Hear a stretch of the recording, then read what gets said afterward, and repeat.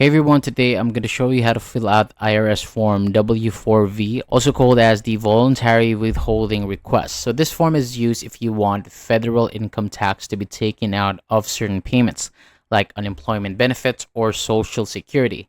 It can help you avoid a big tax bill later since taxes are already being withheld. So let's go to it step by step. So at the top of the form, start by entering your personal information.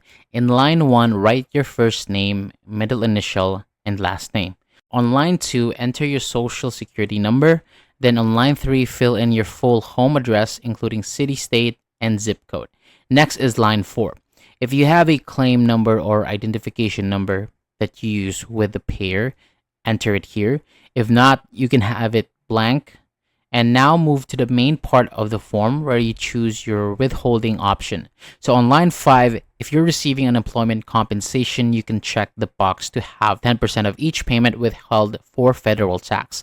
On line 6, this applies to other types of payment like Social Security or similar benefits. So in here, you choose a percentage withhold. The options are 7%, 10%, 12%, or 22%. Just check one box that fits your preference. If you instead want to stop withholding, go to line 7 and check that box. And finally, go to the signature section, sign your name, and enter your date. The form is not valid unless it is signed. So once everything is complete, give the form to your payer, not the IRS. And that is it. You're all set. Thank you so much for watching. For more videos like this, hit the subscribe button below, and I'll see you on the next video.